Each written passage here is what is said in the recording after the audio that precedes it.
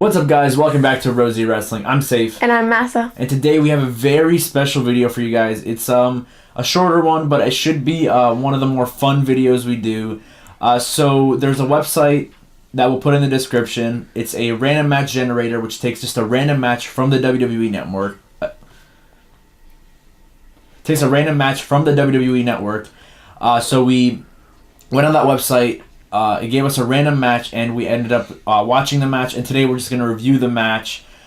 So the match they gave us was Bradshaw versus William Regal on the December 3rd edition of Raw in 2001.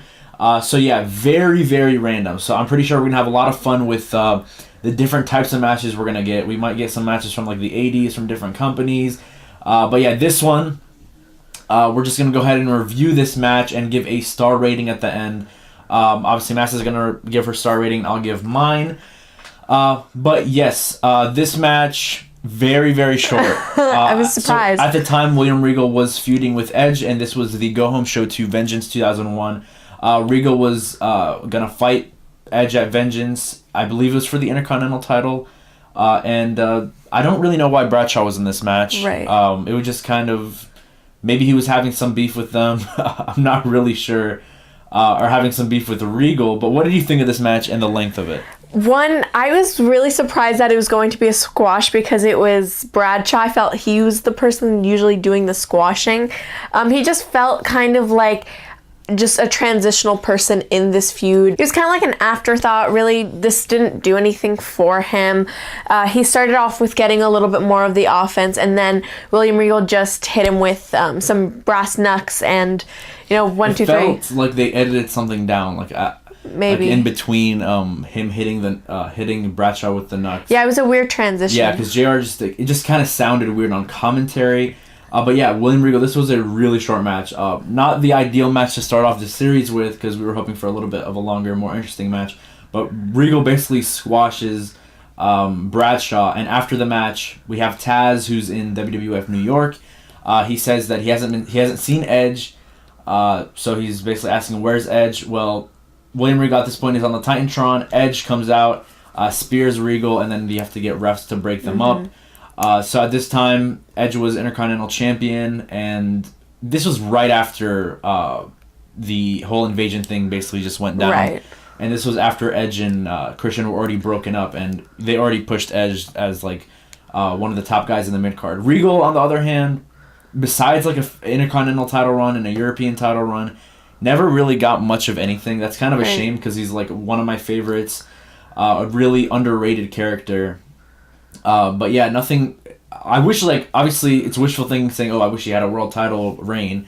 But he, besides that King of the Ring at the end of his career, he really had a lackluster WWE career. Yeah, but also in this whole situation, it was a feud between Edge and Regal, but we had a match with Bradshaw and Regal. Now, I understand maybe they don't want to give us the match right away. It just kind of, I don't know, it just didn't really have a purpose for me. I didn't find much interest. But what did you think about the star rating for this match? I'm gonna give this a 1 star. Really, I mean, it's a squash match at the end of the day. That's really the ceiling for it. But I thought it made Regal look, like a pretty badass heel. Obviously he had the whole Nux thing going on. That was basically his gimmick throughout his WWE career. And yeah, he basically made Bradshaw look like a fool. But also, it doesn't make Bradshaw look bad, because he ends up losing with. It wasn't a clean victory. Exactly. But yeah, I'm going to give it a 1 star. What are you going to give it? I agree with that.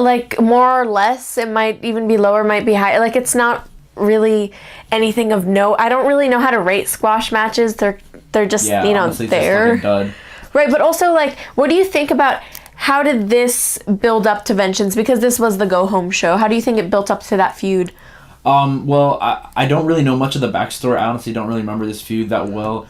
But, Edge being, I guess, hurt, he wasn't supposed to be on Raw, but him coming up, I guess it made it feel important with, him attacking Regal and all the refs coming out. You don't really see that, a blood feud in the mid-card anymore. It's more the workhorses going against each other. They have, either mutual respect for each other, or they, it's just a heel and babyface dynamic. But here it's just it kind of felt like a blood feud. Yeah. So I give them credit there. But I don't actually remember this match at Vengeance. Yeah, I'm not sure who won the match. From what I remember, I'm pretty sure Regal came into Mania 18 as the Intercontinental Champion, but that it might have been the other way around, so don't quote me on that.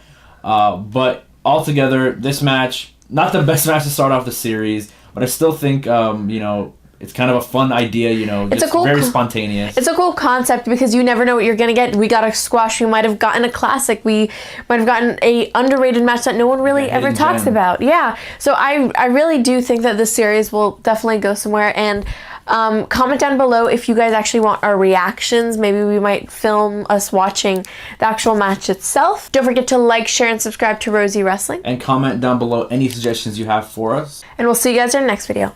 Bye.